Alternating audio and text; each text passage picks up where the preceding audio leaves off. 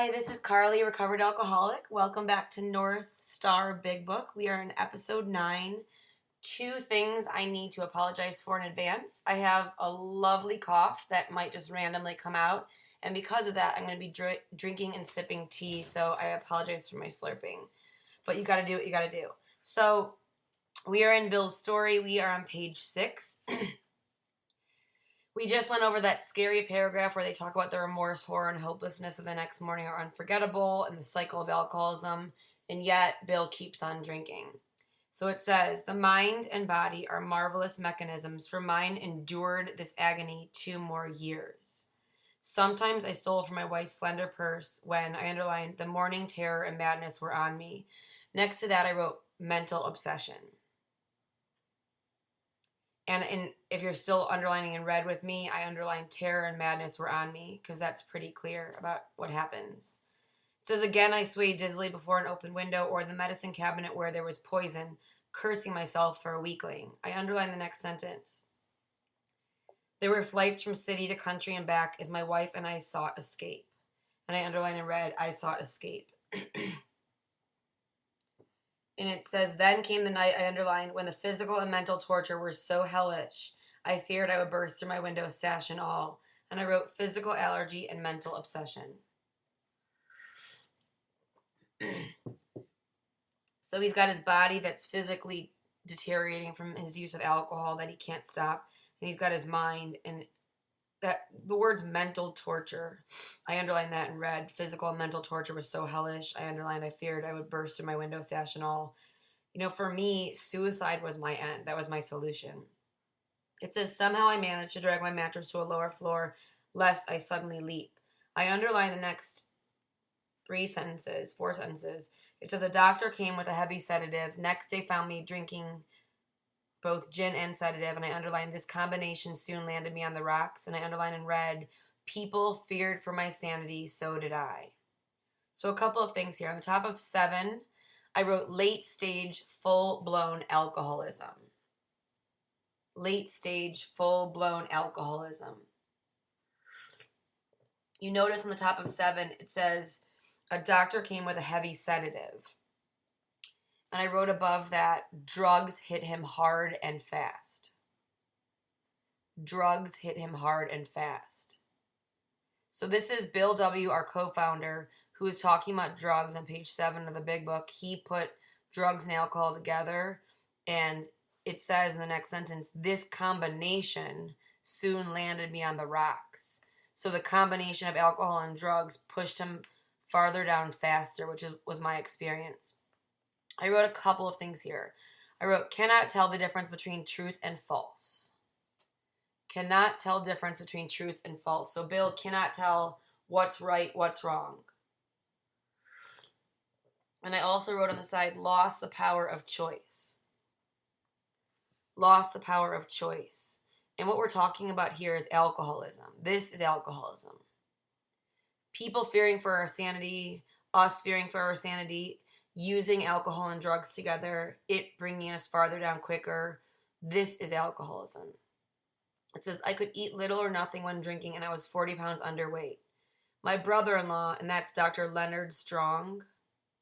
That's his brother-in-law's name, if you want to write it down. Dr. Leonard Strong is a physician, and through his kindness and that of my mother, I underlined, I was placed in a nationally known hospital. The hospital they're talking about is called Towns, like spelled like the word town with an ES at the end. Towns Hospital, and this was in New York City in 1933. Towns Hospital in New York City in 1933. The reason I write this is because it's our history, and because I want to see the progression of the disease, the timeline, and when AA started. And I like that he says through the kindness of his brother-in-law and his mother, he was placed in a hospital for the mental and physical rehabilitation of alcoholics. And I'm sure that was not an easy decision for his family to make, but I like that he refers to it as kindness, because it really is. Because when you're dealing with someone like us who has untreated alcoholism, late stage, the only thing that we can do is get them help. We can't give them more money and give them more options. It says, under the so-called belladonna treatment, my brain cleared And that's Valium they're talking about, like a Valium-like substance. Hydrotherapy and mild exercise help much. Best of all, I met a kind doctor. I underlined the word doctor, and above it I wrote Silkworth. So this is where Dr. Silkworth and Bill W. meet. In Towns Hospital. And it's a nationally known hospital for mental and physical rehabilitation of alcoholics. We learned about this from Dr. Silkworth's perspective in the earlier chapter. Dr. Silkworth explained that though certainly selfish and foolish, which obviously he had been, I underlined, I had been seriously ill bodily and mentally. And I underlined in red, seriously ill bodily and mentally. So this is the first time that Bill is told that he's actually sick. He knew he was foolish. He knew he was selfish. He knew that he was out of control, but he didn't know about this idea that Dr. Silkworth gives him and gives Alcoholics Anonymous about the physical allergy and the mental obsession. I bracketed the next paragraph, and on the side I wrote, understands problem. So I wrote, understands problem. And then in parentheses, I wrote, just has info. Just has info. So he understands what the problem is, and he only has information. And that is not going to be sufficient in order to recover. It relieved me somewhat to learn that in alcoholics, the will is, I underlined, amazingly weakened when it comes to combating liquor, though it often remains strong in other respects. I underlined the next two sentences. My incredible behavior in the face of a desperate desire to stop was explained. So he's talking about the mental obsession. So above behavior in the face of, I wrote mental obsession. So even though he wanted to stop, this explains his behavior. The mental obsession is explained. And it says, understanding myself now, I fared forth in high hope. And I wrote next to that, self-knowledge. So now he understands what the problem is. It's been explained to him by a doctor from a nationally known hospital for the treatment of alcoholic and drug addiction. He understands the problem. He believes he has it. And that is all he does, is information. And now he feels hopeful because he understands it. For 3 or 4 months, the goose hung high. I went to town regularly and even made a little money. I underlined, surely this was the answer, self-knowledge. One of the people I had that was my sponsor would hammer this idea again and again and again. Self-knowledge is not my problem, and self-knowledge is not my solution. This isn't for people who need it. This isn't for people who want it. It's only for people who work it. And I bracketed the next paragraph, and I wrote above it, summer 1934, just for timeline purposes. So here's the summer of 1934. He was in Towns Hospital in 1933. His brother-in-law put him in there with his mom. He meets Dr. Silkworth. He understands the problem. He knows what's wrong with him. He's hopeful that he's good, okay. He's okay right now. And now here he is. It was not, the frightful day came when I drank once more. I underlined the next sentence. The curve of my declining moral and bodily health fell off like a ski jump. I wrote on the side, no mental defense. After a time, I returned to the hospital because it was the only place he knew where to go. This was the finish, the curtain, and I underlined and I circled, it seemed to me. And that's a good reminder because to me, when I got here, right before I got here, my life seemed hopeless. To me, it seemed like I tried AA, it seemed like it didn't work for me, and it seemed like nothing else would. And so I concluded in my own mind that therefore I should kill myself. To Bill, this seemed like the end. But to us, the reader who's recovered and is working this program, we know this is actually the beginning. And that's one of the most beautiful parts about being a member of Alcoholics Anonymous and being in the fellowship of the solution is we can look at others and without judgment, we can say in our own minds, this is exactly what they needed. You know, the family might come to us and say, oh my goodness, they lost their job or they got kicked out of their house or they, whatever. And they're so upset, and we say, no, this is probably a blessing because we know the less we have, the more we're going to be willing. It says, my weary and despairing wife was informed that, I underlined and read the rest of this sentence, it would all end with heart failure during delirium tremens or I would develop a wet brain perhaps within a year. And I wrote on the side, what alcohol does to us in the end. What alcohol does to us in the end. So you can have heart failure, delirium tremens from physical allergy of alcohol making us drink over and over and over. And the worst is you can develop wet brain, which is not reversible. It says she would soon have to give me over, I underline in red, to the undertaker or the asylum. The reason why I underline this in red is it's very, very clear what our options are. We are either going to die a physical, miserable, alcoholic death. We're going to be given to an asylum where we're locked up, or we're going to end up in the morgue. And I wrote on the side, no human power could relieve his alcoholism. No human power could relieve his alcoholism. So he's got the doctor, he's got the wife, he's got everyone, and no one can help him. It says, they did not need to tell me. I underlined, I knew and almost welcomed the idea. This is a good moment to pause and ask myself, did I welcome the idea of death? Is that where alcoholism took me? For me, I thought about it obsessively every day because I wanted out of the pain. It says, it was a devastating blow to my pride. On the top of 8. I, who had thought so well of myself and my abilities, of my capacity to surmount obstacles, I underlined in red, was cornered at last. I have my sobriety date written down next to cornered at last to remind myself that's when I was cornered at last. And I wrote on the side, the gift of desperation. The gift of desperation. So for me, this month is January that we just started, and it is my sobriety month. And so every single January at this time, I think about where I was before I got sober on this date. And as I was getting closer and closer to the end, I actually feel like a fog or a layer of gray heaviness of what that was like. I remember 19 years ago, last New Year's, I tried to not drink for New Year's because I had been in so much trouble. And I didn't drink on New Year's to prove that I could do it. And then the next day, which is today, was New Year's Day. And I could not stop. And I came out like 3 weeks later on January 20th, 1999, of a horrible blackout. And I was playing spades all night long, all weekend long. And there was an ice storm in Ohio University. And everything was closed. And I remember thinking, I can't live like this anymore. There's something wrong with me. And I need help. I think I need to be locked up.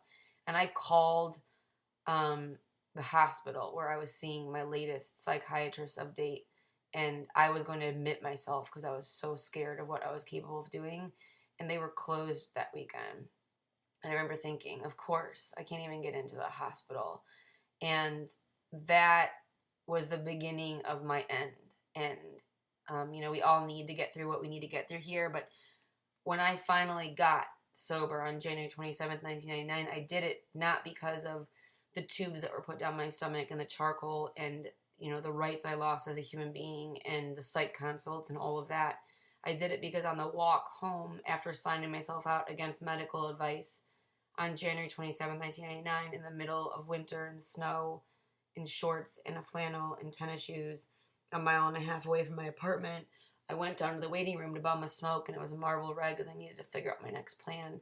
And on that walk home, I was going to smoke the cigarette and figure out where I was going to go next, because now everyone knew I was sober because I had told everybody, and I just tried killing myself, and that didn't work, and I didn't know what I was going to do. And on that walk home, I was given what I've heard about in the Rooms of Alcoholics Anonymous, which is called the gift of desperation. And I was desperate enough that I couldn't find one more person to lie to and one more place to go. I've told that story and variations of that story my entire sobriety, and it was only last year or so that I heard a speaker say gift of desperation stands for God. Gift of desperation. And I thought, that is so cool. I believe that we're all given this gift, and for whatever reason, I was willing to take the gift when I was given it in that day. And I haven't stopped doing what I needed to do for the gift since then. It doesn't mean it's been awesome, but I need to always remember that it's a gift. I wrote on the top of the page, because this is where Bill is, and that makes me intensely uncomfortable. I wrote, I came so close to an alcoholic death. I came so close to an alcoholic death. You know, for me, my mom always says, because she's sober, that January 27th, 1999 is my sobriety date, but it also could have been the date that her daughter died. And it really was going to be that. It was either going to be the date that I died or the date that I got sober. And I heard a speaker in AA who's really into the big book say that he was in the kind of trouble that it was either going to end in death or sobriety. And unfortunately, or fortunately for some of us, that's where it needs to take us. That was my story. And I'm grateful for it. It says, now I was to plunge into the dark, joining that endless procession of sots who had gone on before. So I wrote on the side, willing to surrender. Bill is willing to surrender because he's in pain. You notice there's never a time in the book that he's willing to surrender because his wife is in pain. We only get ready to surrender when we can't stand the pain. Now, it says, I thought of my poor wife. There had been much happiness after all. What would I not give to make amends? And I wrote on the side, hopeless. It says, but that was over now. And the next two paragraphs I bracketed, and they're as close to step 1 as I could find in this book. I wrote step 1 next to the word now, in that big space before the paragraph starts. And I wrote on the side, powerless over alcohol. And so when I talk about powerless over alcohol, again, I'm talking about I'm powerless over the physical allergy and the mental obsession. And I related to these two paragraphs more than I related to any other part of Bill's story. It says, no words can tell of, I underlined in red, the loneliness and despair I found in that bitter morass of self-pity. Quicksand stretched around me in all directions. I had met my match. I had been overwhelmed. I underlined in red, alcohol was my master. I wrote two things. Right after master, I wrote turn into questions.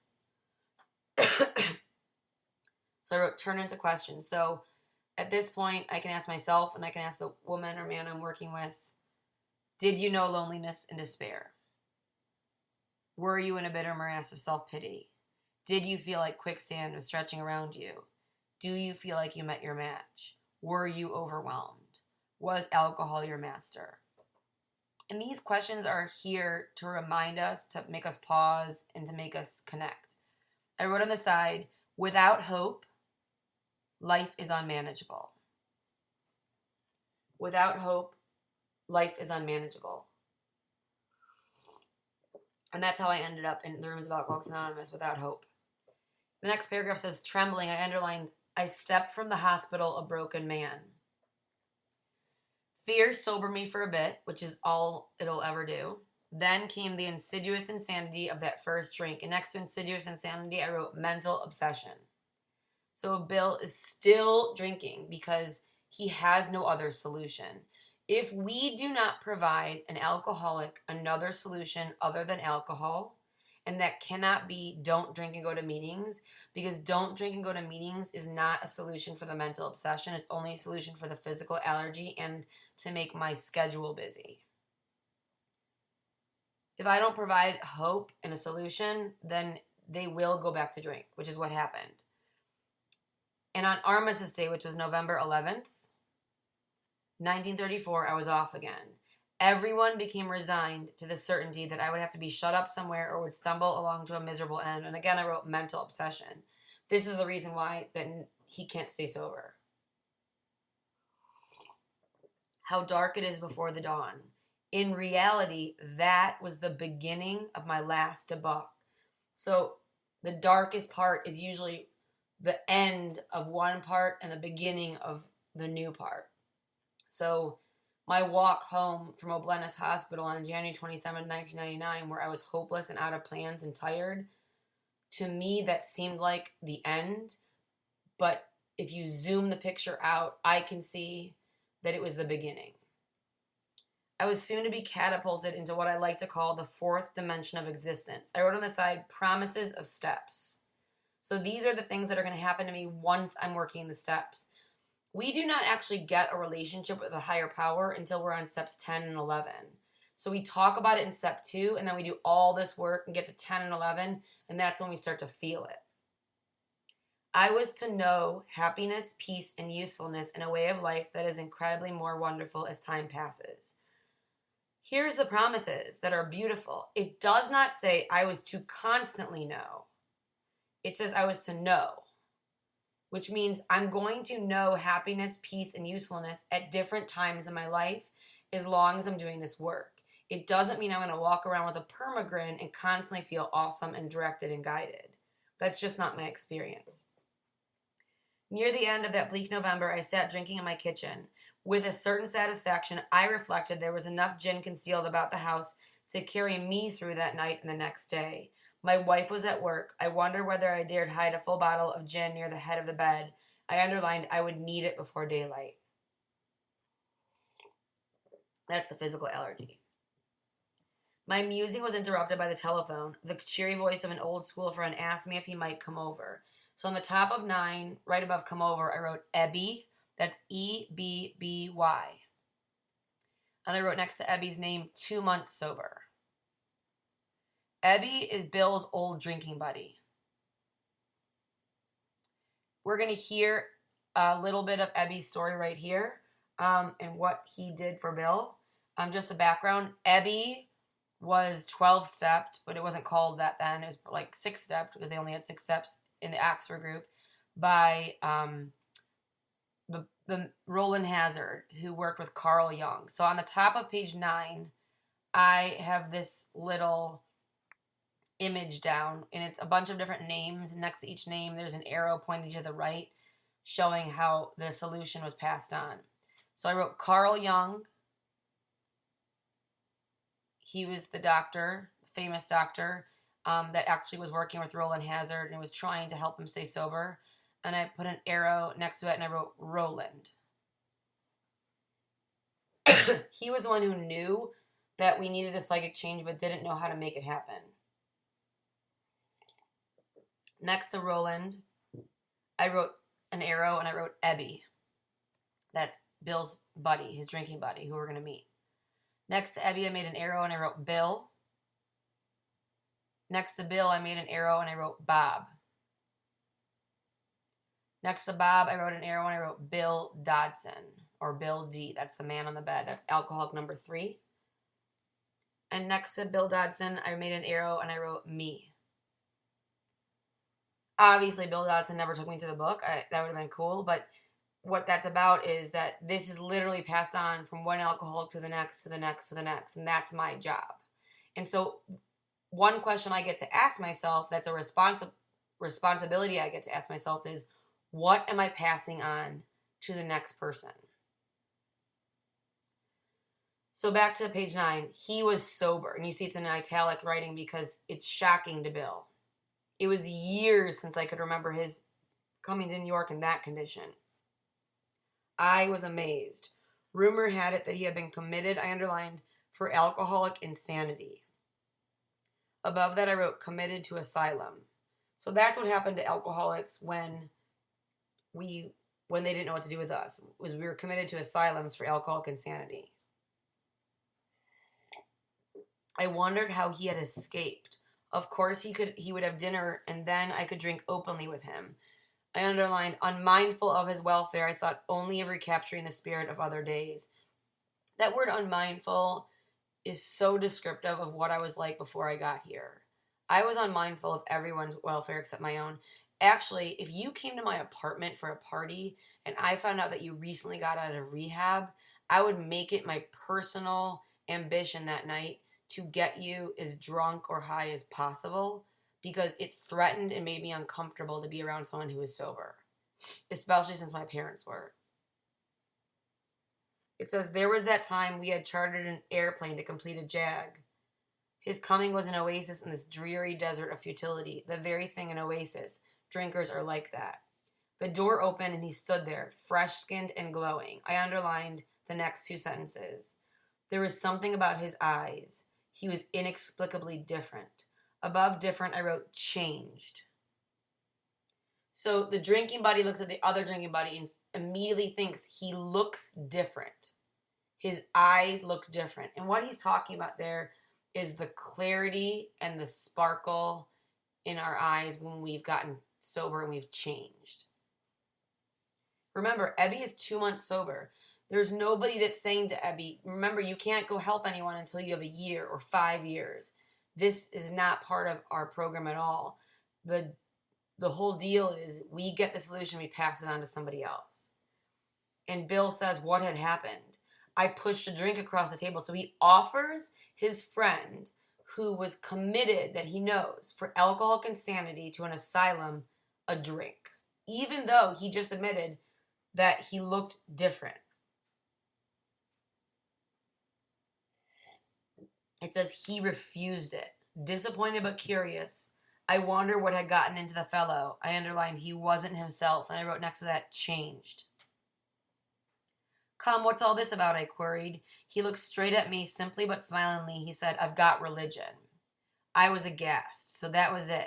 Last summer an alcohol crackpot. Now I suspected a little cracked about religion. He had that starry-eyed look. Yes, the old boy was on fire all right, but bless his heart, let him rant. Besides, my gin would last longer than his preaching. I wrote on the side, importance of identification. Importance of identification. Because that's what the next paragraph's going to be about. It would have not worked if Abby would have come and said, you shouldn't drink anymore. You're going to get sick and it's not going to work for you. Abby came and talked about himself, which is what we do. Above the next paragraph, I wrote in that space, Roland was one of the guys. So Carl Jung worked with Roland. Roland was one of the guys who showed up in the courtroom for Ebby. I underlined, but he did no ranting in a matter-of-fact way, which is how we're supposed to do it. He told how 2 men had appeared in court, persuading the judge to suspend his commitment. Above the word commitment, I wrote asylum. So these 2 guys came to a stranger and said, we will sponsor him, basically. They had told of, I underlined, a simple religious idea, which is step 2, that belief that there's something that's a solution. And I underlined a practical program of action, which is R3 through 12. That was 2 months ago, and I underlined and put a star. The result was self-evident. It worked. And I wrote next to it worked, can't deny results. Can't deny results. So one of my favorite questions to ask someone who's struggling, especially someone who's relapsed or is arguing, which I try not to argue with them, is, are you getting the results you want from what you're currently doing? Because I am. I'm getting the results I want. It doesn't mean I don't have life and hard times and challenges, but across the board, I'm getting the results I want. Are you? And if they say no, they're not, then we can say, look, if you want to try this, you can see if it'll work for you. What do you have to lose? It says he had come to pass his experience along to me, and I circled the word if, the last word on page 9.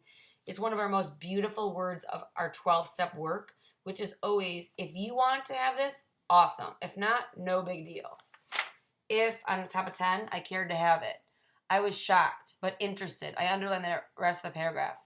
Certainly I was interested. I had to be, for I was hopeless. I wrote on the top next to hopeless, desperate equals willing. Desperate equals willing. So the reason why I was willing to go to the women's meeting that I didn't want to go to the day I tried killing myself, that I signed myself out against medical advice, was because I was desperate. And that meant I was willing. And so when I've got someone who's not willing to do the work, one of the questions I can ask them is, maybe you're not miserable enough. Or I can just remind myself that when I'm doing a 10th step about it. We're going to read one more paragraph. It says, he talked for hours. Childhood memories rose before me. I could almost hear the sound of the preacher's voice as I sat on still Sundays way over there on the hillside. There was that proffered temperance pledge I never signed. My grandfather's good-natured contempt of some church folk and their doings. His insistence that the spheres really had their music, but his denial of the preacher's right to tell him how he must listen. His fearlessness as he spoke of these things just before he died. These recollections welled up from the past. They made me swallow hard. So he's remembering his grandfather, who he obviously loved, and his grandfather struggled with faith and with religion. And then he's remembering how at the end of his grandfather's life, he was still struggling with that, and that made him uncomfortable to remember that. We're going to stop right there. Thank you so much for your time, and it is a privilege and an honor. I hope you have an awesome day. It's totally up to you. I'll see you next week.